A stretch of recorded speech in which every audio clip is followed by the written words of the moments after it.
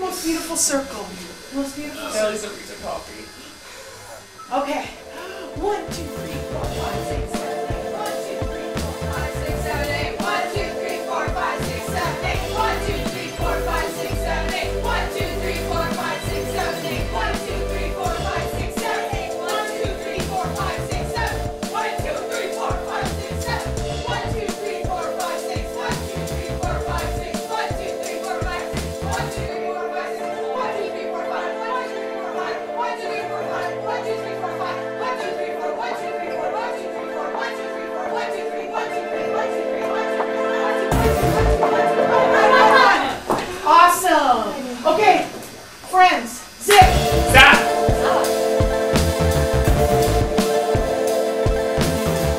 Ladies and gentlemen, welcome to Dynasty Typewriter. Give it up for your first host of today. Let's hear it for Cade Hughesby.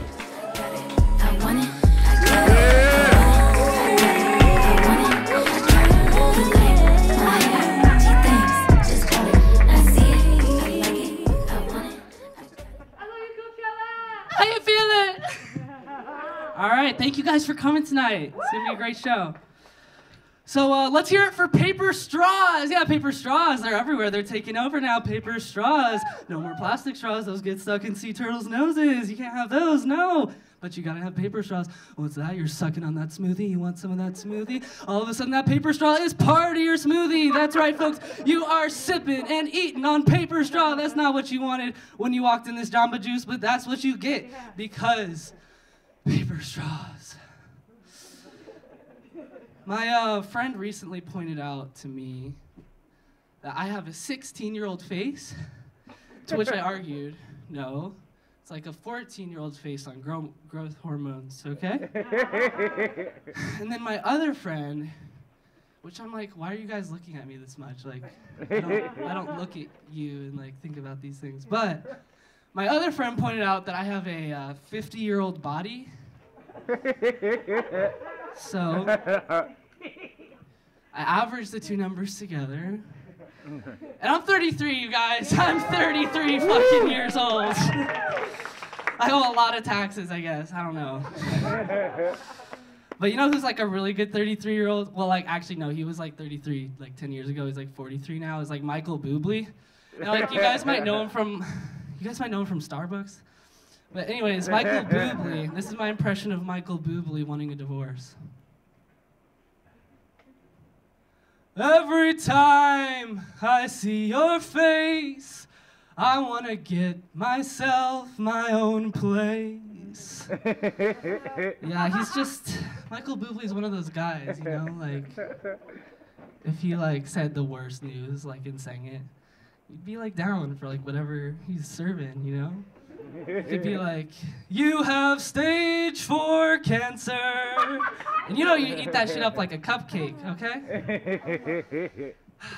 Speaking of cupcakes, senior year of high school, a girl asked me to prom, right? And I said yes, because I'm a proud beta male. That's just how I roll. The cupcake was good. It was good. One of my friends pointed out to me that that the Me Too movement is being called a witch hunt. To which I say, if the Me Too movement is a witch hunt, then 9/11 was passive aggressive. Okay, like that's not really the situation that we're dealing with here. And so, like, to make sure my friend wouldn't put his grown man hands on my peen. What I did was I tied rocks to his feet and threw him in the river, right? I wanted to see if he'd float or burn or something. I read it in a textbook once in high school. But honestly, you guys, like, I can't think of the next thing to say, so let me pull this out. Okay, so, you know, we're in Los Angeles, if you didn't know that. Los Angeles has got a bunch of overpasses and highways, and it's just looks like Dick Cheney's heart. Just a bunch of inconsistent thoroughways, right? And like some of those thoroughways have like open overpasses, which is concerning. And one of the worst things that you can see while you're driving in LA is a man leaning over a single overpass. You don't know his story, you don't know his name, but he's leaning over the overpass. He's looking down at the cars. I'm in one of the cars. I'm in standstill traffic because it's LA. So I got out of my car because it was stopped. I look up at the guy and go, please wait till I move. I'm almost under you. Just give it a second because I don't want guts on my windshield. That's not cute. It's not cute. So for my last minute of here, I just wanted to do a call and response game with you guys. Are you down? Yeah. All right, so when I say that weed was so good, I want you to yell back, how good was it? Okay? You good? Okay. That weed was so good! How good was it? I watched Michelle Obama greet guests at the White House for an hour and a half straight, okay? That's what I'm dealing with, okay? That weed was so good! How good was it? I cried at the end of Undercover Boss. You know the part where they give out all the money? That weed was so good. How good was it? It disassociated me from my pent-up childhood traumas that have built up over the past 20 years, manifesting in depression and anxiety. And finally, I was able to creatively and freely think on my own without having to face the gloom and doom of inevitable death after what, maybe 50 years of life on a planet that's been around for what? Millions of years before me, and will continue to exist for millions of years after me, and it's just a rock floating through an unknown collection of galaxies. That weed was good, y'all. All right, that's my time. Thank you guys so much. My name is Kate Hughesville. Hey, Haley. How you doing? Welcome to my vlog. Welcome to your vlog. Okay, so, how you feel about tonight? Let's see. I'm feeling well in general. I'm feeling pretty good. I'm excited, definitely excited. I don't get nervous until like a minute before I go up. And so I'm just kind of hanging out until then. Let's keep it going for our next comic of the night. He's the only man I would let spoil Avengers Endgame for me. Please welcome to the stage, John Lynch.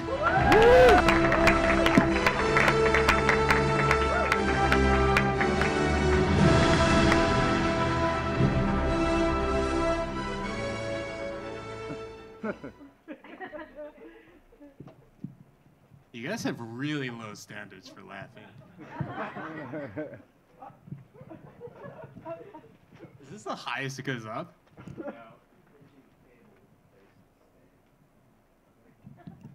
You're a physics man. All right, that's good enough. I'll pick this shit up. Oh, I figured it out. Number 22 in national universities, the University of Southern California. We're good at figuring out the logistics of a mic stand. Aren't we? Hello, everyone. In regards to the end of Avengers Endgame, do you guys know what happens? Can I talk about it? No. Well, just to set up a little context, I don't spoil it too hard. Snape ends up killing Dumbledore. That's a stupid fucking joke. Hi. Hello. So, the University of Southern California, thank you guys for coming to the show. It's a scary thing for a lot of people to do stand-up comedy in a class. One of the things that always inspires me is I use the method Barack Obama used when he thought about women and children in the Middle East and just can't be afraid to bomb. That's bad. I don't know much about politics. I don't know much about anything, as a matter of fact. Hey, Nate Cohen, you owe me money for the Vyvanse I sold you. I thought you were seeing a comedy show instead of getting shaken down by me on stage. Thanks. I actually got banned from Venmo. That's a story for another time, my friends. You guys know they call this place the University of Spoiled Children? That's something I really resent. Mostly the school part of it. Because if you think about it, you guys are at a show for a stand-up comedy class. And somehow this is like an accredited thing that we're getting credits for our degree towards. Credits which will help us get some of the finest unpaid internships in all of Los Angeles. It's wonderful. You know, they told me I had to scrap the word retard from my set. We got a memo saying that, which is not a good word. It's a mean word to say.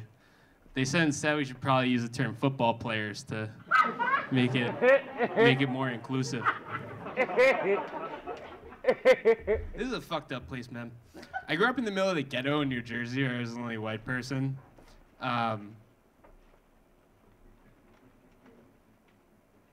Okay.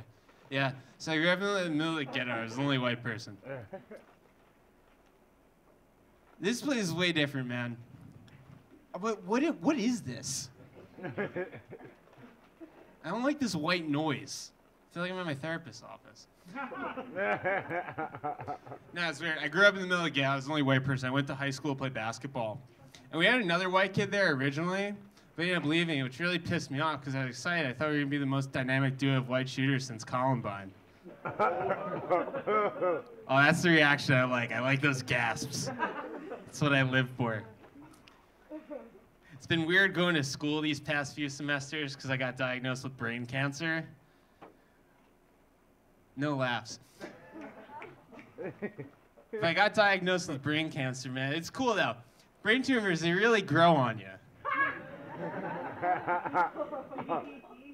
It's funny, I'll see some friends on campus and I'll say, hey man, how's it going? They'll be like, oh shit, school is killing me. Like, I'm literally dying. How are you doing? I'll be like, yeah, I'm literally dying. It sucks, man. They just called me up one day. I found this shit out over a phone call. They called me up. I was just chilling, watching Pretty Little Liars, trying to eat my Chipotle. Kind of like I've been doing for the past few days. I fell off a bird scooter like 2 days ago, so I've just been chilling in my bed, watching Vanderpump Rules and pissing in bottles of Fiji water because I can't get up. They just called me. They ruined my Pretty Little Liars viewing session.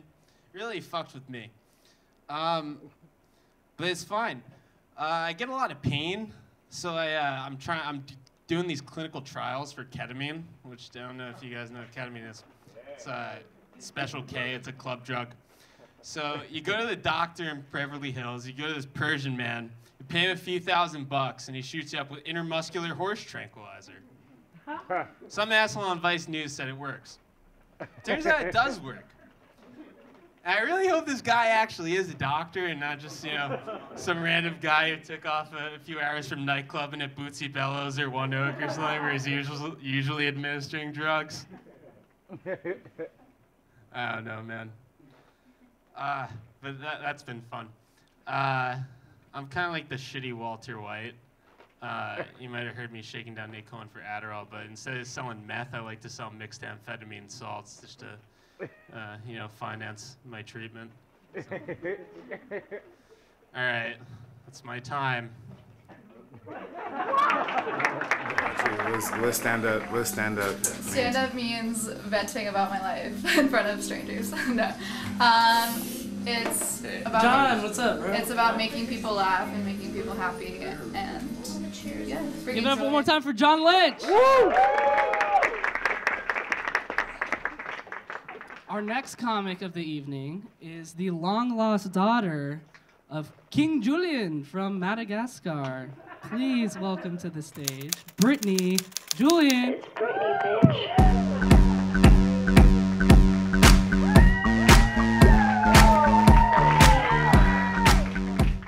How's everybody doing? My name is Brittany, like the girl you follow on Instagram whose posts you save for later to jerk off to. My parents are super proud of me. I'm graduating from USC with a degree in acting, and I'm super excited to announce my premiere role as a Disney princess outside the Chinese Theater on Hollywood. My hours are 9 to 5 a.m., My dressing room is a CVS bathroom with no mirror, and there's so much pee on the floor, it's like I'm playing a game of The Floor is Lava. And on top of that, my agent is an alcoholic homeless man who sometimes doesn't recognize me, and he'll yell at pigeons thinking that they're the head of CAA. But lately, I've just been jealous of the acting skills of drunk girls at In-N-Out, because they'll go up to the cashier and they'll be like, what do I get? And the cashier will be like, there's only 4 options, ma'am, like a burger, a cheeseburger, fries, and a fountain drink. And they'll be like, I guess I'll get a cheeseburger. And they'll go to pay and they'll hand the cashier their driver's license and be like, you keep the change. Like, that's some Academy Award-winning shit right there. Yeah, so that's some Academy Award-winning shit right there. I hate that saying that says you become the 5 people you spend most of your time with, because for me, 4 of those would be my different personalities, and the other one would be my mom. My mom's a business consultant, which just means that she's really good at micromanaging my life because it's her job. She'll call me and she'll be like, hello, it's Kathy. How are you? What are you doing? Are you studying? No, Mom, I'm a theater major at USC. Are you networking? Have you gone to any frat parties this week? Have you bonded with your sorority sisters by doing cocaine with them?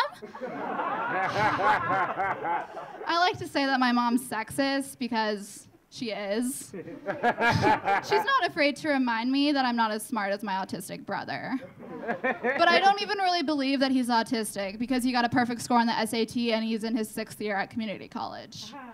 But it says a lot that I don't look good next to someone who lives off of taquitos and Mountain Dew, hasn't seen the light of day in 10 years, and calls my mom a fucking dick when she wants a family photo on vacation in Hawaii. But for me, my brother's biggest vice is that he'll drink pina coladas that have the alcoholic content of a root beer and then drunkenly brag about his 4.75 Uber driver rating. I love my brother. We're both spoiled brats, but I'm the pretty one, so thank you guys. That's my time. Have a good night. Oh, I'm sorry, we're talking about dogs in their stairwell. Remember the football players? So there's like dogs. Yeah, like, I'm worried that you're just going to last to reassure. 2 people stepped on it, because I walked out and I saw someone step on one turd, and then when I walked back in, I saw 2 turds stepped on. I'm like, oh no, yeah, like it was just Our next comic, you've heard of Ice-T, you've heard of Ice Cube, now get ready for Iceberg, okay? Yeah. Give it up for Isabel Berg!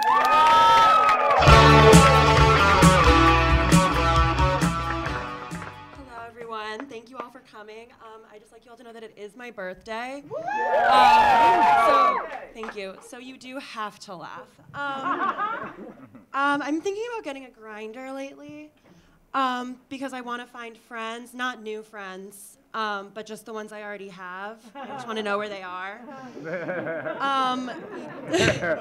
I really don't think I need any new gay friends, actually. I know a lot of girls are like, oh my God, it's so fun, like my gay friend. Because, in the movies it looks really fun, right? It's like, so fun. You hang out, you go shopping, you talk about boys.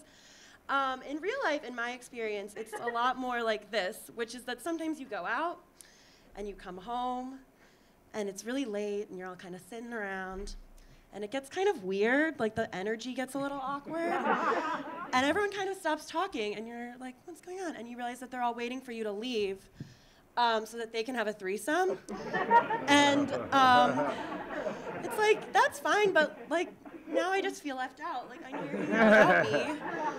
I guess threesomes are just another boys' club. And it's not like I couldn't, do the same thing. I think like any self-respecting bisexual girl, I've made out with all of my female friends, but unfortunately for me, kind of any sexual contact with someone I like or respect makes my skin kind of crawl. It makes me nervous just thinking about it right now. So yeah, that's not really, and I've thought about it before. I've kind of made a little advance, but I'm like, no, that's not for me. Yeah, so I guess having sex with someone tends to be a bit of an insult. It's it means that I either have no idea who you are or just actively don't respect you. So I guess that's why more people don't do it. Just kidding. So I'm not really a relationship girl. I guess that's what that means. And so despite all of that, though, I've kind of fallen into a year-long relationship with a great guy. And people are always asking me, like, what's your secret? How does it work? And basically the way we do things is every now and then one of us will text the other and we'll have a fun little back and forth. We'll have, like, adequate sex. We go our separate ways and then don't talk for, like, at least 15 days afterwards. It's really great. I'm super happy. But I'm thinking about, like, it's our 1 year anniversary is coming up, and I'm thinking about, like, what to get. 1 year is the paper anniversary, which I think is appropriate for, like, a paper-thin connection. But it's hard, like, what do you get for the man that you know nothing about? I was thinking, like if paper, maybe, like, a condom, but then, like, we don't use those, so, like, ooh, we'll see.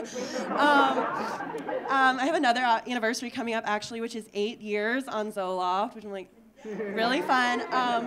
I'm really excited to see what I get for that one. I'm hoping for the side effect of loss of appetite. I think it'll probably just get harder for me to have an orgasm.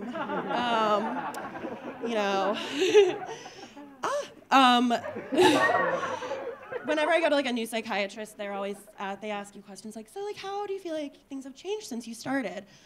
And I'm like, oh, you think I'm new to this? Like, since I started Zoloft, I think my boobs have gotten bigger and I've learned to drive. Are those side effects? I don't know. Like, I don't know. Speaking of sex, one thing I've been thinking about a lot is kind of, how do you know when it's time to Me Too someone? Like, what's the schedule? Because you definitely don't want to, like, blow your load too fast, but you also, you don't want it to go on for too long, and then it just kind of, like, gets awkward and you're like, I'm ready to be done with this. I don't want them to amass a fortune and be able to, like, flee to the wilderness of Arizona. I need someone to give me, like, a timeline of, like, when to do things. And I also don't know literally, like, what are the appropriate channels to go through. Because I don't have any contacts or anything at, like, The New Yorker. But tweeting about it seems kind of gauche, right? Like, I think I deserve better than that. So maybe, like, I'm thinking, like, maybe a BuzzFeed post. It can go in between friends listicles. Like 10 guys I know who totally rape women, and it'll be like a lot of OMG reacts. I'm thinking maybe I'll start a Snapchat channel or something. It can go with, like, the Daily Mail's Pulitzer Prize worthy journalism on what Bella Hadid wore when she left her hotel. I don't know, it's very, like, new agey. So I like new media. Anyway, that's my time, everyone. Thank you so much. And again, it is my birthday if you want to, like, get me a present. I don't know, it's fine. Woo! Yeah, one more time for Isabel Byrne! Our heads down. You can look at the floor, but we don't want to look at each other. And we're just going to, if we collide with each other, we start over. Let's see if we can get to 20. 1. Oh, shit. Okay. The next comic and your next host for the next part of the show is the only Brooke I know whose dad doesn't own a BMW dealership. Please give it up for Brooke Feingold.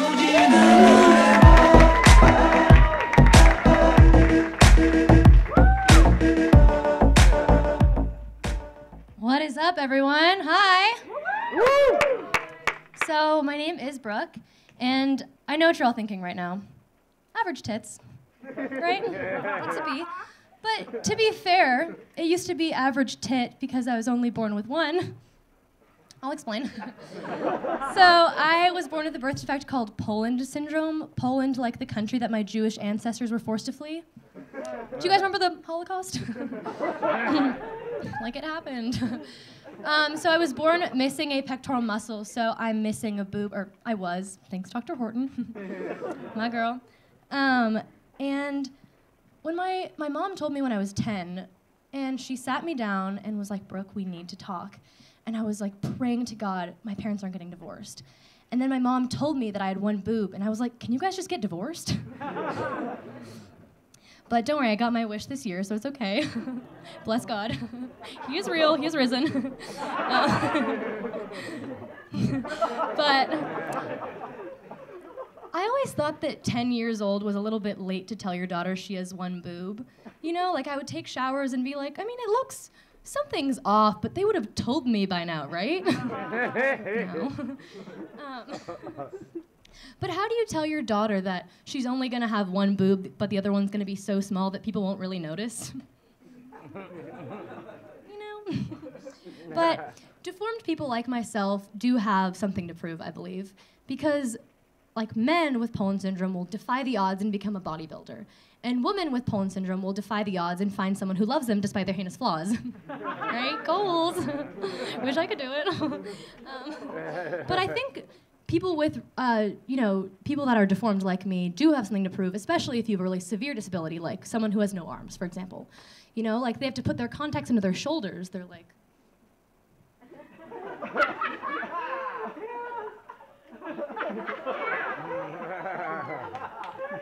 Fuck. Like, how did it even get there on their shoulders in the first place, you know? I have a lot of questions. And I know what you're thinking, Brooke, you're going straight to hell, but this is a true story. My roommate is an occupational therapist, and one of her patients actually does this. He puts his contacts on with his shoulders. And the whole time I was thinking, well, shit, what else can he do with those shoulders? And if he can do that with his shoulders, what can he do with his tongue, you know? I'd like to find out. My boobs are kind of like Hannah Montana and Miley Cyrus because everyone thought there was two. There's actually just one, though. Nobody's perfect. But I do feel blessed that I was raised with one boob, you know, because if I had two, I would have been a huge whore. The only guy that I could get to fuck me was Kevin Spacey, and that's just because he thought I was a little boy.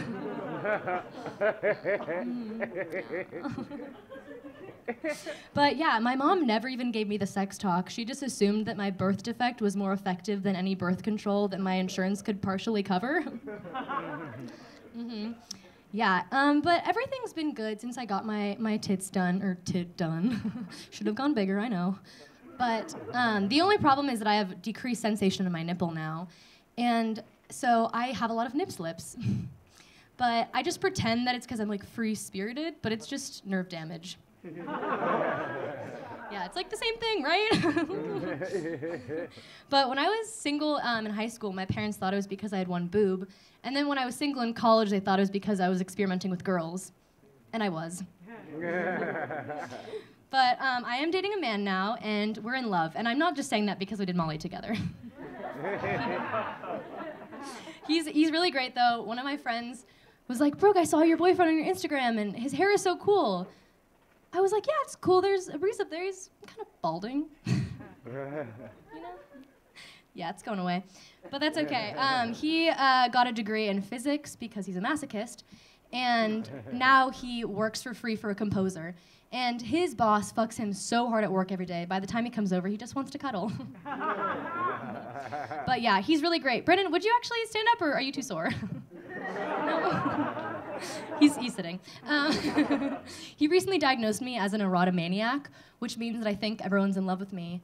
And so I was like, well, are you? He goes, yeah. I'm like, see? But I recently found out, my gynecologist told me that when a couple first starts having sex together, it could be uncomfortable, but eventually their pHs become the same thing. So now not only do my boyfriend and I have matching corduroy jackets, we also have matching genital pHs. It's pretty cute. Yeah, wearing matching jackets with my boyfriend is probably the gayest thing I've ever done, and I've licked pussy before, so yeah.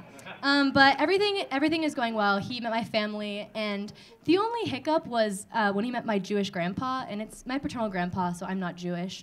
I have a small nose and a spending problem. It just wouldn't work. But my grandpa, the first thing he asked me was, well, is he circumcised? And guys, I had to lie to my grandpa because he's not. It was really weird because usually when you lie about your boyfriend's dick, you're like, oh yeah, you know, it's a couple inches bigger, but I was like, no, it's just a tip smaller. But I guess his extra tip makes up for my missing tit. But yeah, anyway, that's been my time. My name is Brooke, and by the way, the right one's Hannah Montana because she's fake.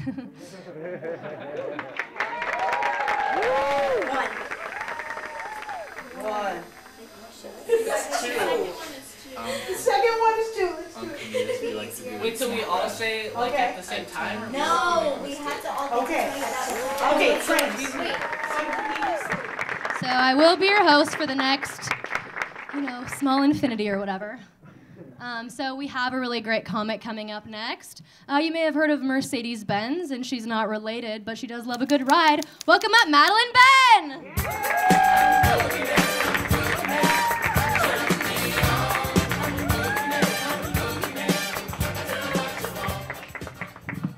Not really related to my set, but it's not untrue either. I just want to say out loud, you are at a comedy show and you're allowed to laugh because it's kind of dark. So I just want to say, I've been depressed, which is something you've heard a couple times already. But I have been depressed recently.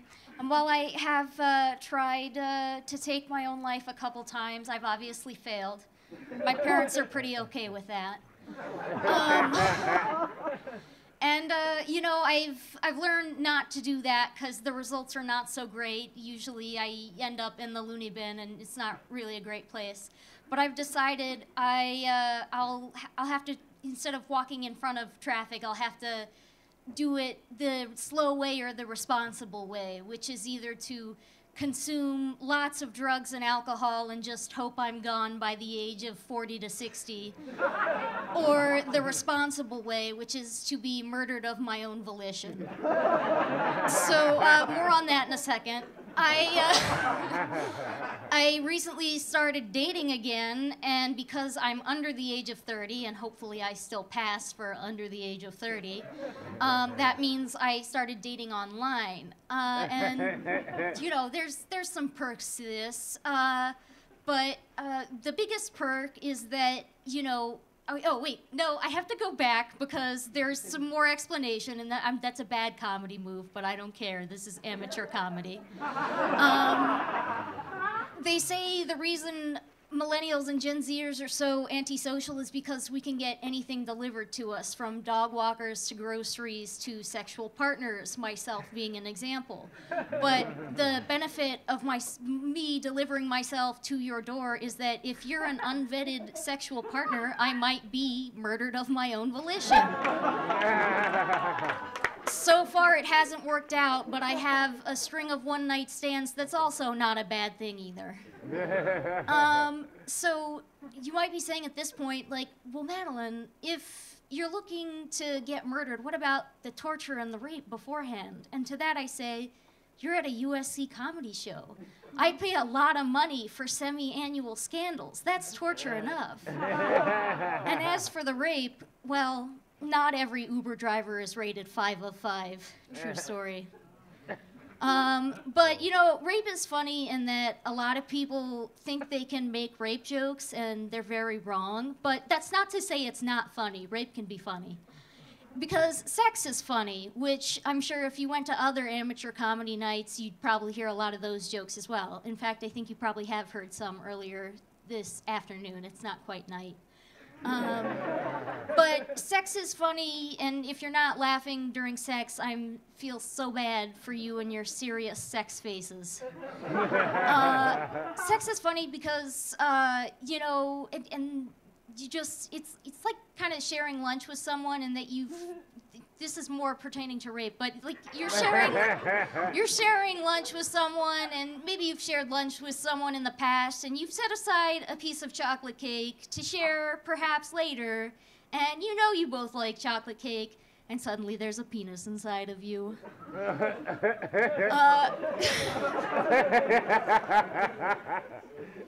It's not all men, not all Uber drivers, whatever you want to say. And it's not that hard to demonstrate consent to people, because I can very much tell you stick a finger in a butthole and suddenly it's, oh my God, what is this? This isn't FetLife, I didn't sign up for this. So consent is clear when it wants to be. Other than that, I think I'm gonna have to let the next person go, because that's all I had planned, which is I thought I had more, but I guess not. And I'm not going to improvise because I don't think I'm that funny on the fly. So I could be, but not today. Brooke, do you want to come on out here?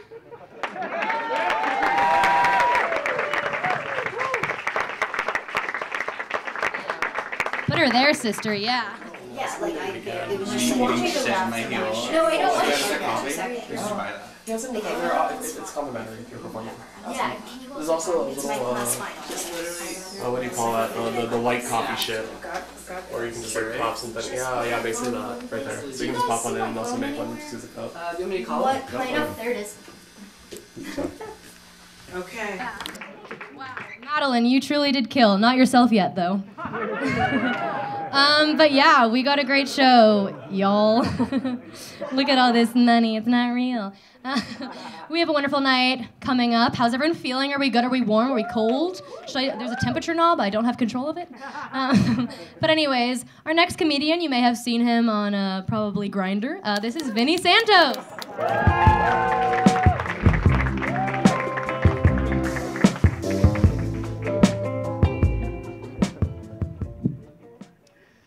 How's everyone doing tonight?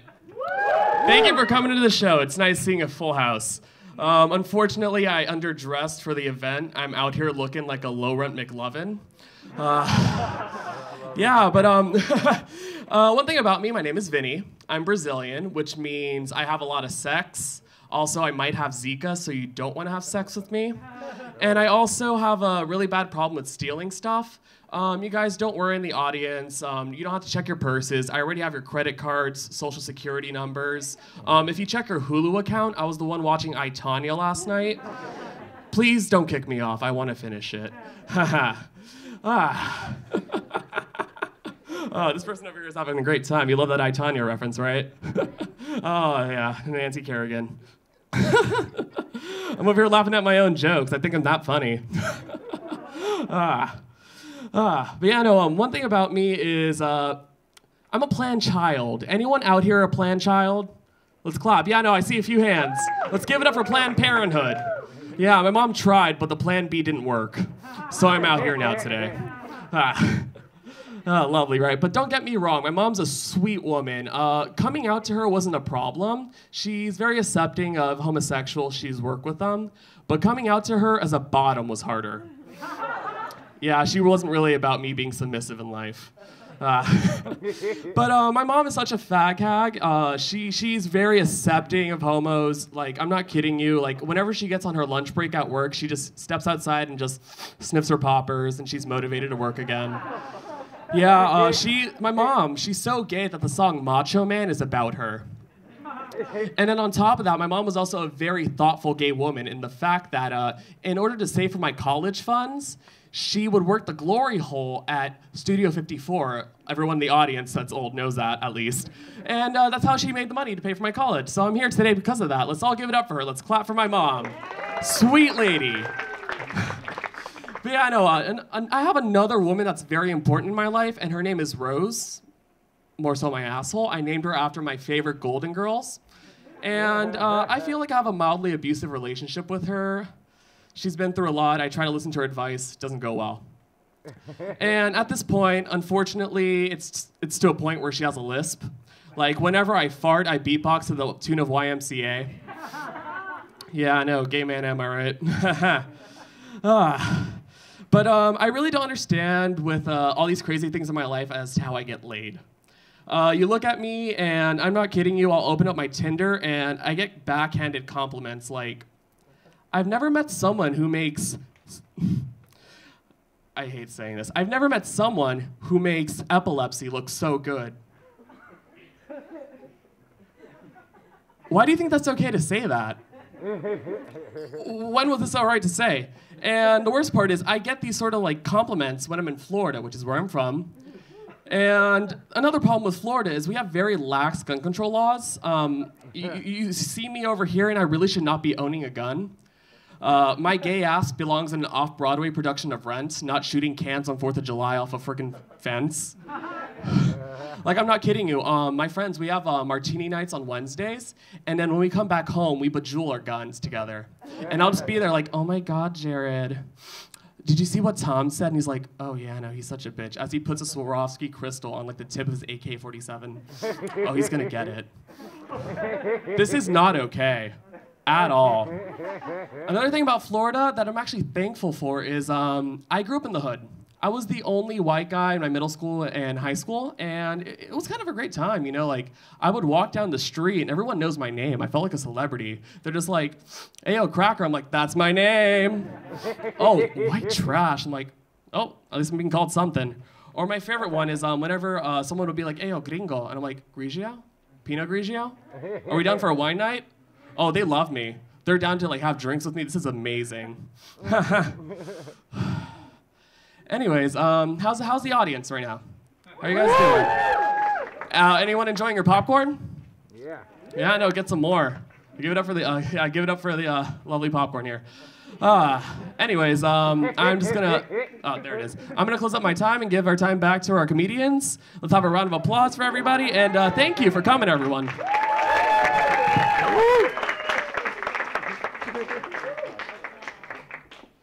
Give it up for Vinny Santos one more time. Amazing. So while Vinny deserves to be on the off-Broadway production of Ren, I should be on the on-Broadway. If there are any agents, I am an alto mezzo, whatever. 525,000. I do have a clip I can send you. Am I excited or what am I excited for? Are you excited for tonight? I am indeed excited for tonight. All right.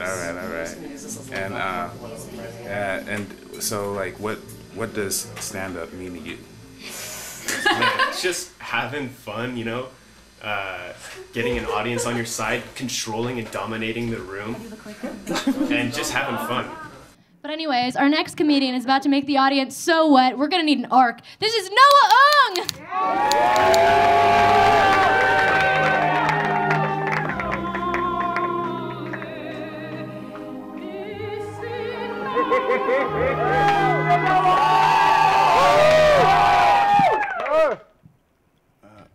Out of curiosity and definitely not legitimate suspicion, I recently took a free online adult autism test because paying to find out that I'm autistic would have been a lose-lose situation.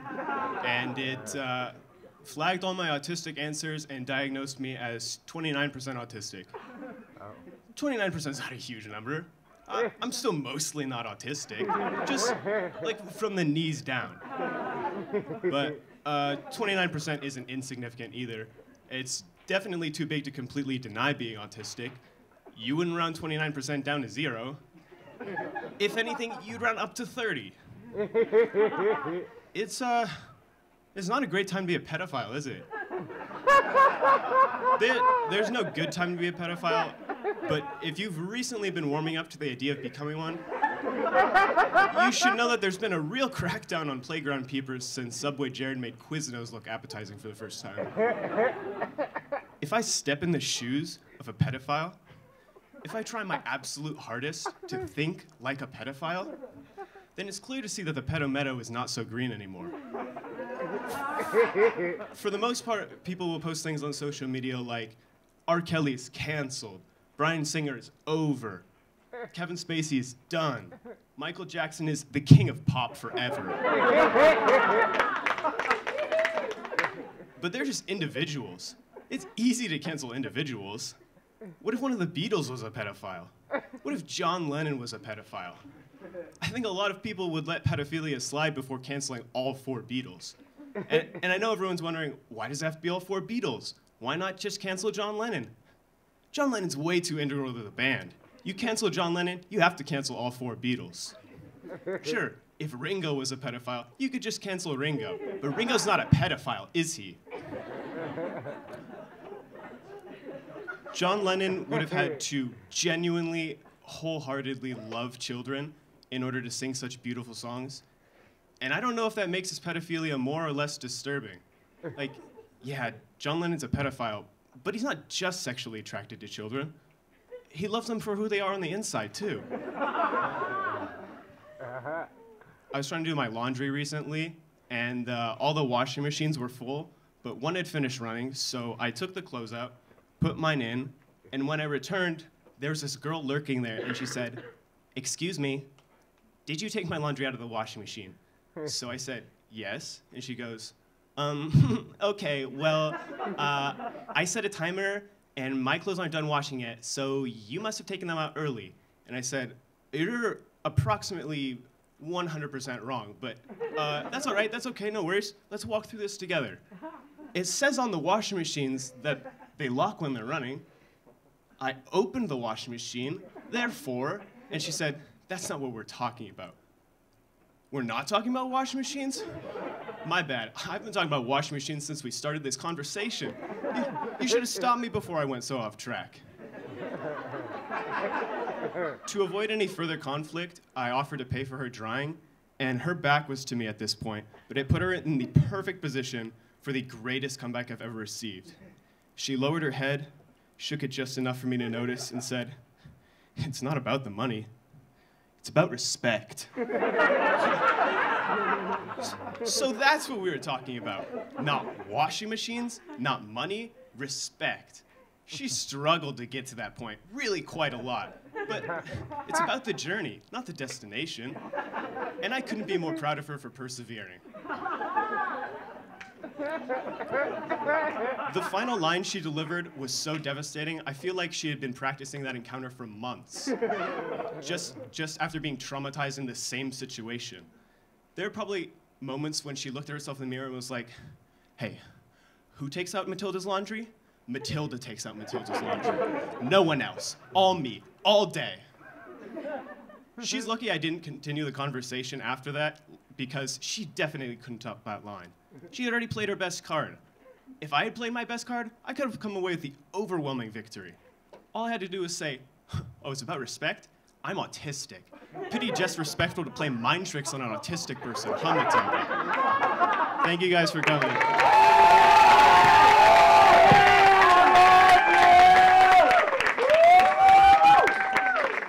Keep it going for Noah Ong, yeah! So what does stand-up mean to you?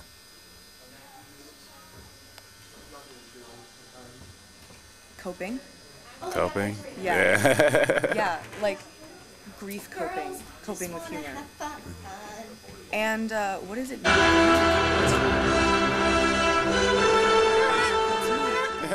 So our next comedian just crawled out of a gutter. It's Haley Smith!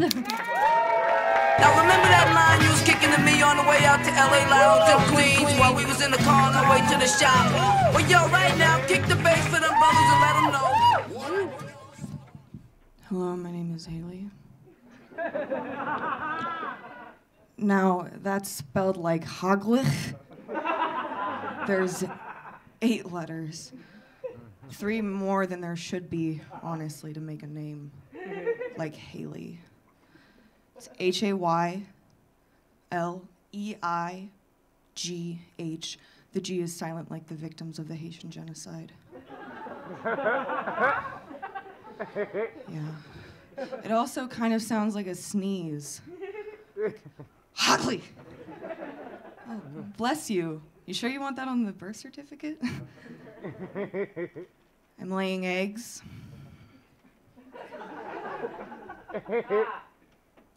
Yeah, that's just a funny way of saying I'm ovulating.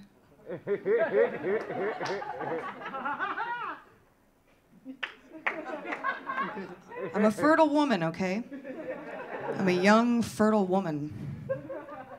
If you guys don't know what ovulation is like, ovulating is kind of like sneezing, right?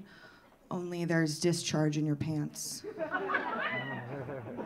Yeah, or like Yoshi in Mario Brothers, when he hits people with eggs. Only there's discharge in my pants.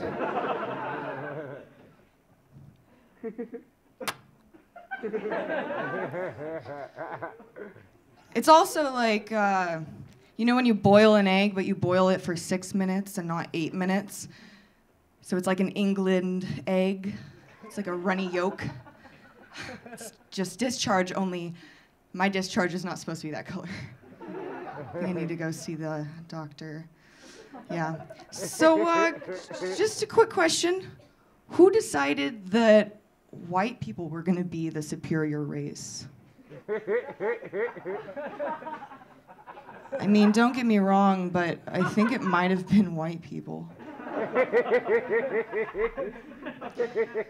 But wouldn't it be just funny if it was a prank that, you know, of the Council of Races, and they decided to play like a funny prank on white people, right? So there's just a bunch of all the representative groups in one room, and then the Indians and the Africans got together, so it was just Trevor Noah. And they were like, it would be so funny to play a prank on Williams Fitzgerald, who was the representative of the white people, and make him think that he's better than us. Yeah, and like William gets 2-degree burn from just standing outside. But he went and he told all his buddies, and well, that's how World War II happened.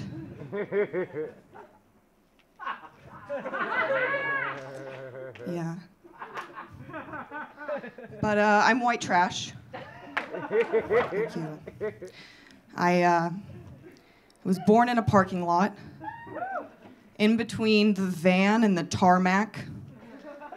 I was my mother's 6th child. It was like a slip and slide at that point. Great experience. Very calming for me. I was pretty late. I was 11 pounds coming out. I was a pretty hefty baby. And so my mom sneezed, and then I just shot out. Skidded across the parking lot. It was just the umbilical cord that, you know, caught me after I went 10 feet. And that's when I, you know, as a little butterball baby, that's when I started my cage fighting days. Yeah. I would go up against the lower weight champs, you know, the premature 6-pound vegan bred babies. You know, not always the best sperm wins. You know, not even the best team wins. That's why the Dodgers haven't won the last couple series. Go Sports! My parents are polar opposites. You know, my dad is Christian and my mom is dead.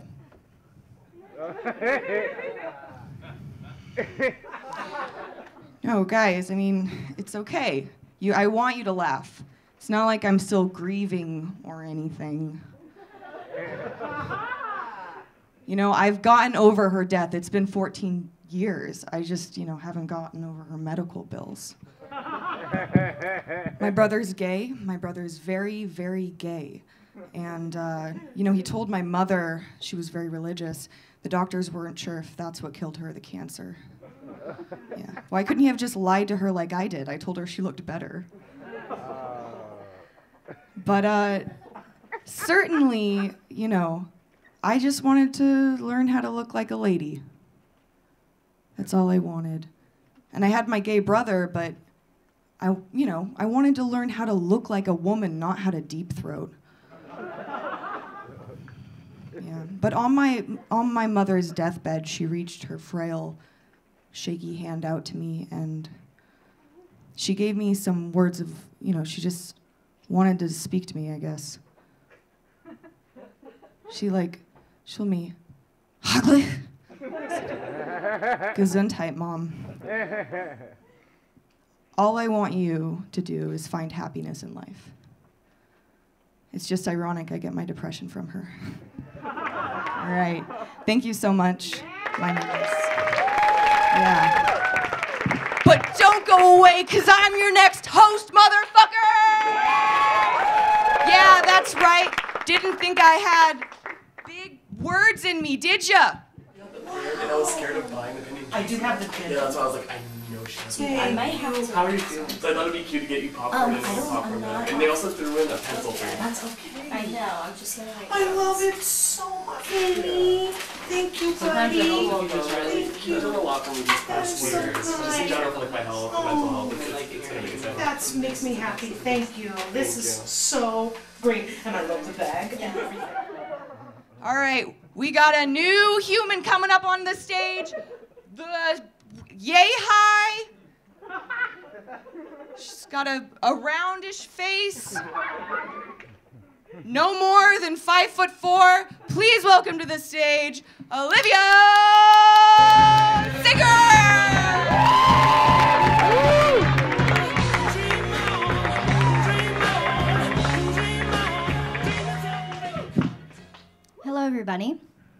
Sylvia Singer, and welcome to my self-analysis session. We all have an ideal boyfriend. 6'2", green eyes, olive skin, doesn't speak English, his name is Martine, right? Well, I never thought my first serious boyfriend would be a redhead diabetic Canadian. But I have standards, you know.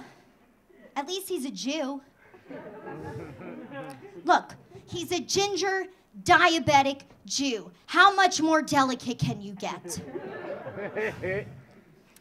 Not only can he not process carbs, but he can't be in the sun for extended periods of time. Yeah, bummer. And look, I'm a white Jew, but his whiteness is getting in the way of our relationship. He hates garlic. He has 2-inch incisors, and now that I think about it, I can't see his reflection in the mirror, and he likes Shark Week. He's also the proud owner of T-Mobile because he's Canadian. Those fuckers don't even know what Verizon is.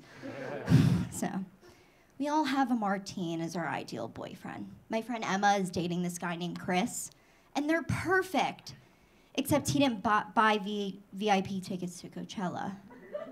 He got GA, general admission. But it's okay. I'm willing to do the charitable thing and be friends with poor people. Me and my boyfriend, we have a symbiotic relationships, like barnacles on a whale. He pays for dinner, I eat it. He has diabetes, I have a functioning pancreas. Survival of the fittest, people. Darwin's theory. My genetics aren't weak, I actually produce insulin. You know, you guys with your partners, you might have like a fucking song, to Al Green or something. Like, let's get it on, do-do, something like that. Yeah, well, I don't have that. This is what happens. This is our fucking song. Do-do-do, do-do-do. That's the sound of his insulin pump. It reminds him when he's low on insulin every 2 minutes. And the song kind of goes like this. Do-do-do, do-do-do, you are running low on insulin. 1 minute later, do-do-do, do-do-do, please refill your insulin. Another minute later, do-do-do, do-do-do, you are going to die of insulin. But he's committed, he still finishes. Survival of the fittest, people. Anyway, enough about him finishing. Let's talk about real orgasms. In 3rd grade, I was watching Desperate Housewives with my mother as a young Jewish woman. Totally normal, no red flags there. And on the episode, this character, Bree, goes to her friends, I had an amazing orgasm. And that's when I turned to my mother and I go, Mom, what's an orgasm? Immediately she looked at me, and this is definitely what she was thinking.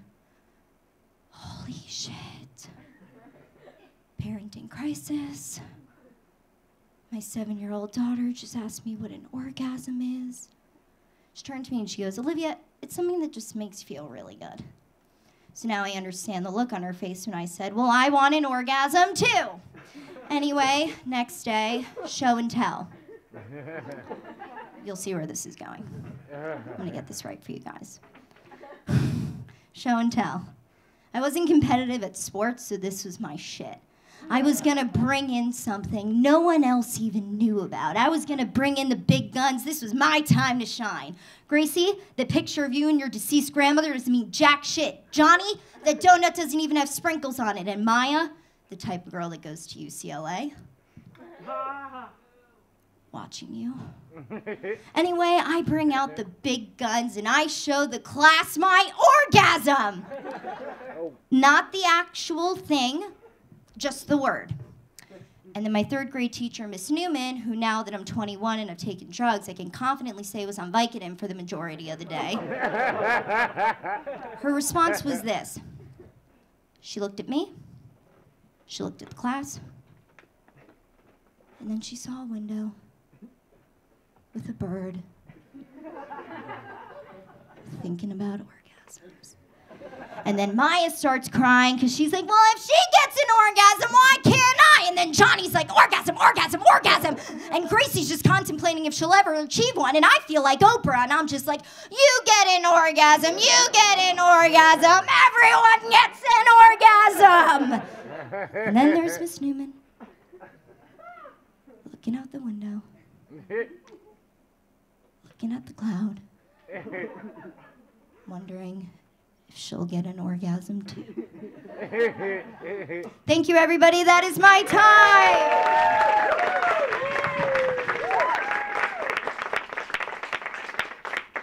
Wow, let's give it up again for that woman.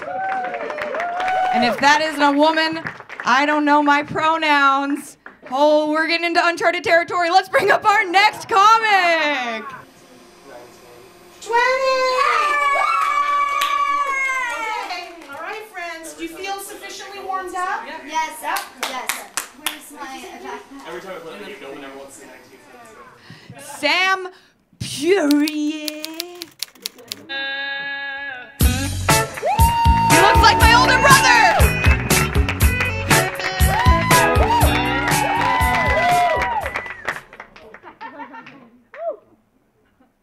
Hey everyone.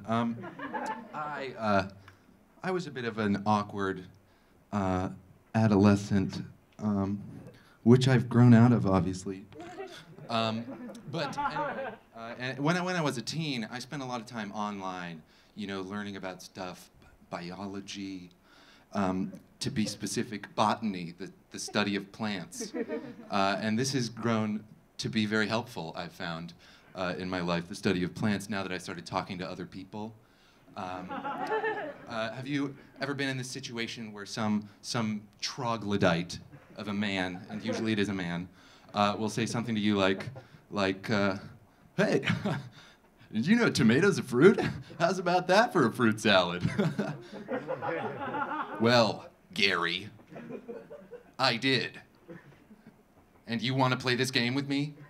Is that really what you want to have happen right now? Play the I know whether or not stuff is fruit game right now? Because I know the stuff that isn't a fruit. How about eggplants? That's a funny one. It's got egg in the name. It's not an egg. But you know what else it isn't? A vegetable, because it's a fruit. Cucumbers, that's a fruit. Peppers, hot spicy peppers, a spicy fruit. Oranges, that's a fruit. Nuts, it's like nuts, not a fruit. Anybody got any favorite vegetables? Okay, neither of those are fruits, but that's fine. You know what else is fucked up? Berries. Oh man, there's some crazy shit going on with berries. You ever had a strawberry? Well, first of all, not even technically a fruit. Yeah, but definitely not a berry. It's those little yellow things on the outside, that's the fruit. The red part, that's a stem. You've ever had strawberry rhubarb pie? That's a stem pie. They're really fucking us with that one. That's like 2 fruits, psych. It's stem. But yeah, blackberries, not a berry. Raspberry, also not a berry. But do you know what is a berry, Gary? A tomato. Come on, a tomato's a berry? Look it up after, I swear to God.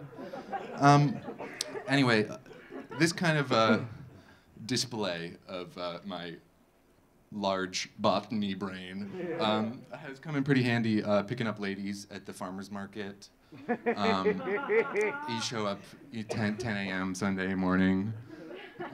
Hey, what's up?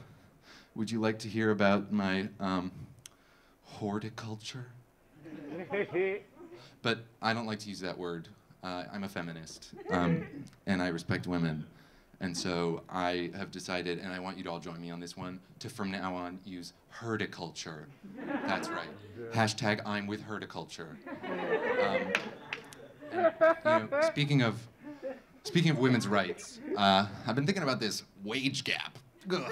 That's a tough one, isn't it, guys? I've been thinking about the wage gap. But I think I think I might have come up with a solution. Right? Okay, hear me out on this one. Hear me out. So, you know, it can be kind of tough. There's a lot going on, a lot of issues going on, but another issue is underrepresentation of women in professional fields, right? Not enough women bus drivers. Shout out to my mom, who's a woman bus driver. Then not enough women engineers, women doctors, women airline pilots. So here's my plan, okay? We call up all the big bosses at all the companies around the world and let them know that if they hire female airline pilots and female engineers, they can get away with paying them 77% less. That's a kind of deal that nobody's gonna turn down, right? Think about the math on that one. Saving tons of money. Yeah, it's gotta be, right? I think that's gonna work. I really do. I really think that's gonna work. I'm thinking of running for president. And I'm kidding. I'm kidding. Guys, get it? No, but anyway. Speaking of perhaps unethical labor practices, you know, I've been thinking about slavery. That's a bad one, right? Right? Okay. Well, I'm thinking if you're gonna have slaves, if you gotta have slaves, I think that you should try and make sure that they're child slaves. Because think about it. If you're born a free man with liberty and such, and become a slave, that would suck. That would be terrible. But if you, you know, are born into slavery, and that's your whole baseline for life, you know, I don't think you would feel so bad about it. And who are we to deny those children the feeling of being freed from slavery? Now that is a beautiful moment. That is a beautiful moment. So yeah. So yeah, and that is my platform for presidency. You can vote for me in November. And I am running with the I'm With Her to Culture party. And that's all my jokes. Thank you all so much. And my name is Sam Peary. Peary. Yes. Let's give it up for Sam. I'm not going to try to pronounce his last name. It's kind of like, I can't imagine not being able to eat. I can't imagine. Who picked this one and how old are you? Oh yeah, I can tell by looking at you. You picked Steely Dan. Okay. I just want to have a moment with you guys for a quick second. Thank you.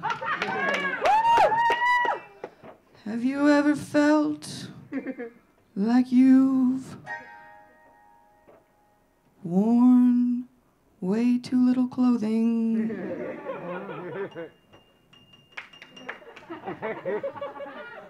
But for real, I think this is the most naked I've been since I popped out onto that parking lot. The next comedian is gonna shock your little hoo-has. She knows John Hamm, or so I've been told. Marissa Caddy!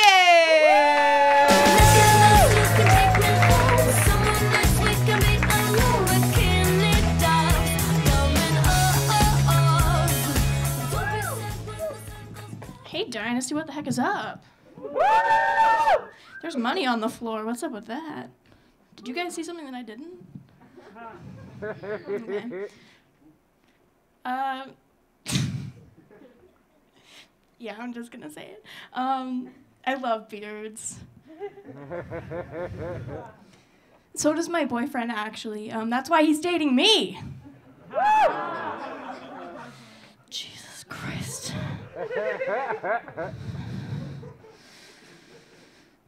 Sorry to my father who grew up Catholic and is here today. So my boyfriend, back on the subject, also wants to be a theme park designer. Do we have any thoughts on that, Dynasty? A useful job, am I right? Who doesn't fucking love Disneyland? This bitch does.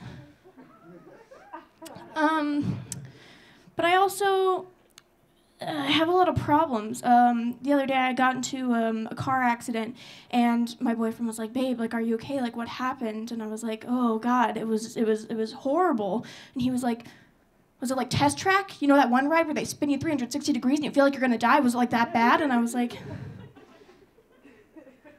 "Yeah, actually, spot on." So now he's trying to relate to me through these rides. Cool.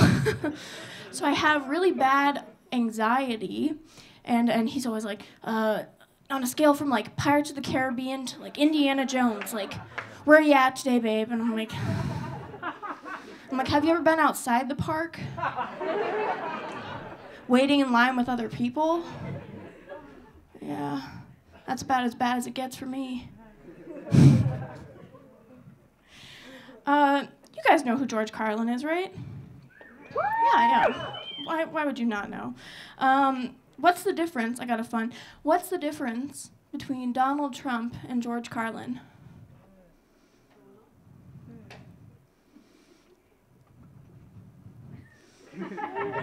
Oh, you want me to tell you? Okay. One is an arrogant prick, and the other is a white man trying his best.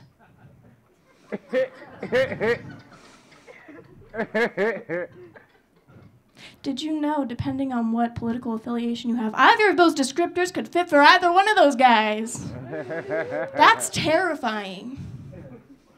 We're so oppositional nowadays. There's so many extremes in this country, and I don't know how to cope with it. Have you ever heard of gauchos? You know what I'm talking about. They're too short to be pants. They're too long to be shorts. They flare out like a freaking parachute. What couldn't you do in gauchos? You know, gauchos are actually a lot like white men in this country. She's bringing it full circle. They went out of style a while ago, but your mom still thinks they're pretty cool. Thank you. I grew up in Las Vegas, actually. Born and raised. It's a pretty weird place to grow up, if you can imagine. Las Vegas is in Nevada, and that's actually how you say that. It's Nevada, not Nevada. I don't say Alabama. It's Nevada. Our song for our state is Home Means Nevada. But I think we could extend that a little bit to make it a little more prescriptive. So I'm proposing Home Means Nevada and legalized prostitution. You know what I'm talking about. No, I'm a big supporter of women's rights. I am a woman. Thank you. I think women should be able to do whatever they want with their bodies. It's a lot more fun that way.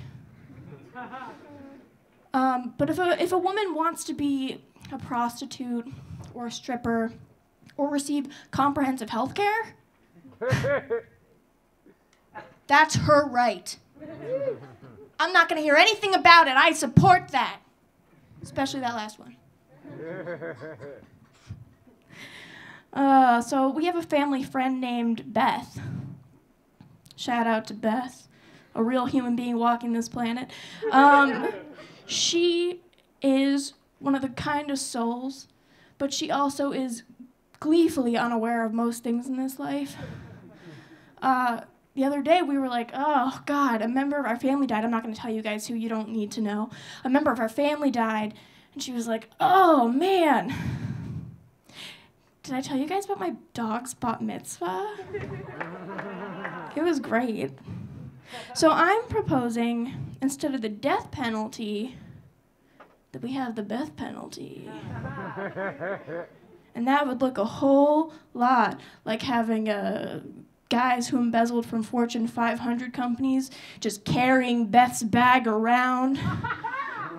She saunters from store to store looking for different little doggy outfits, and that son of a bitch is gonna sleep at the foot of her bed next to her dog that is a new woman today. Thank you so much, guys. That's my time.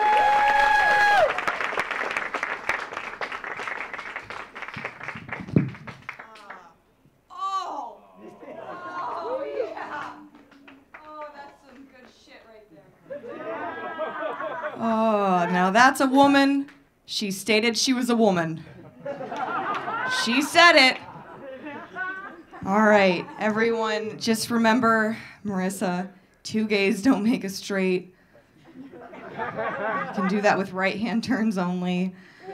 You were like hesitant to have me perform it, and other people have been saying, no, go with it, but you were... What are you talking about now? You were like, is this the one you want to go with? Miguel, I'm so excited for my mom to like witness your legs. Well, Madeline, my beef with you is that you never reported anything twice. I think the part of the real stuff is twice. Okay, twice. All right. I have the utmost privilege of introducing the last comedian. Let's just give yourself a round of applause. Oh, yeah. Well, a couple of you guys are doing it sarcastically, but look at this room of great people. Amazing audience, seriously. I'm gonna make you keep clapping. All right. Now, this next comedian makes me want to be with another woman, and I'm not sure that's what he's going for. He's the second best dressed person in this room. Please enter Miguel Garcia.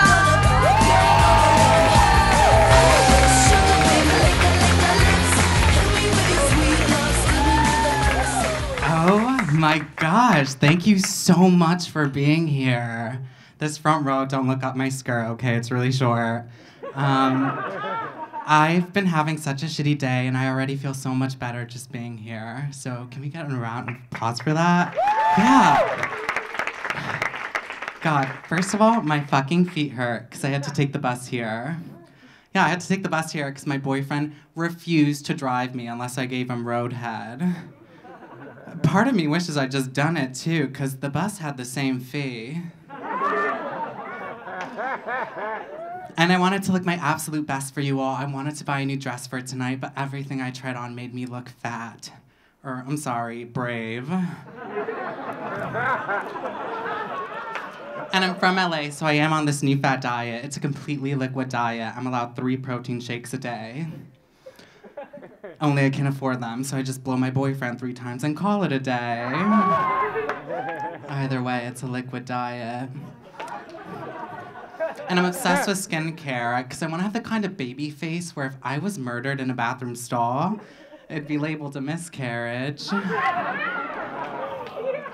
You guys, because I just put so much effort into my outfits and I'm sick of it. I want guys to value me for what's up here. My eyebrows. I spent a lot of time on them. And because LA, it's all about appearances. Do you think my boyfriend would love me the same way if I were ugly? No. And that's the double standard, because I would still love my boyfriend if he were ugly. He'd still be rich. So, life is just easier when you try to look good. It just is. First day of my internship, my boss put his hand on my ass. Now it's a paid internship. And I love to cross-dress. I've been a cross-dresser for years now. But one thing I hate about women's clothing is that they're not made for the cold, you know? I put on 7 sweaters and I still wasn't warm enough. I was caught shoplifting, though. And I don't cross-dress around my parents. It's not that I think they'll get angry, it's that I think they'll stop paying my bills. So whenever I go home for the weekend, I have to butch up. I just pretend I'm Serena Williams. She's so masculine, I almost let her fuck me. No, I'd never fuck a tennis player. That would be so gay. If you think I'm gay now, you should have seen me as a kid. I practically came out of the womb asking for a popper. My mom tried breastfeeding me, and I saw shade away and put myself up for adoption. I wanted a white family. You can't even say my parents turned a blind eye to how gay I was. I mean, they must have pulled a Helen Keller.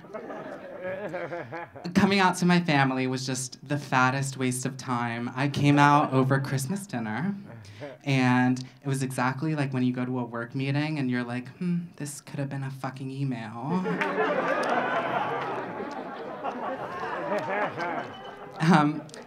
I date a lot of white guys.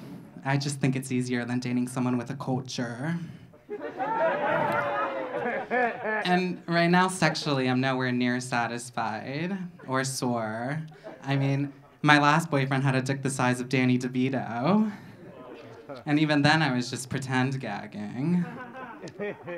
No, because I'm just going to throw it out there. I'm really hard to please in bed.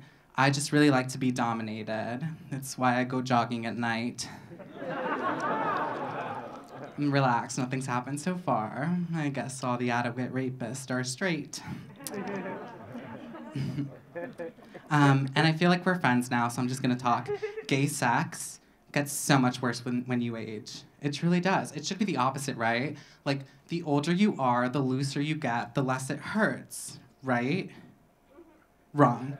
First of all, it always hurts. It's never not going to hurt. If anything, you just learn to accept the pain, like domestic abuse. And that's not even the worst part. The worst part is when the dick bends to one side. I mean, my asshole doesn't curve like Rainbow Road. This isn't a fucking roundabout. Put a splint on it, and like my parents told me, straighten up. Thank you. My name's Miguel Garcia. That's my time.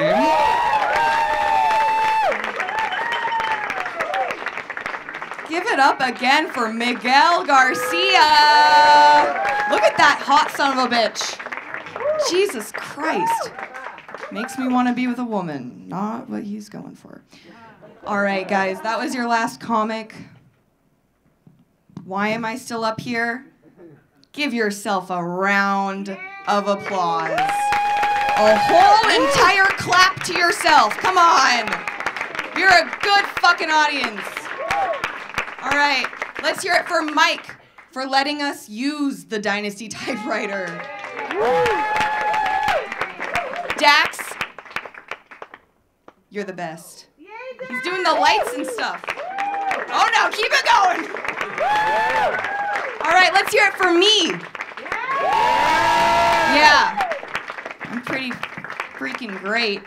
And we wouldn't be here if it wasn't for Judith Shelton.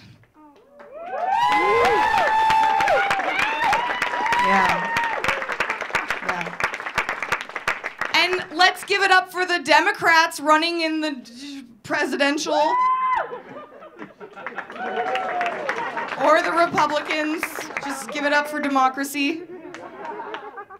And also, let's just give it up for everyone. Yeah. All right. Goodbye. Thank you for coming.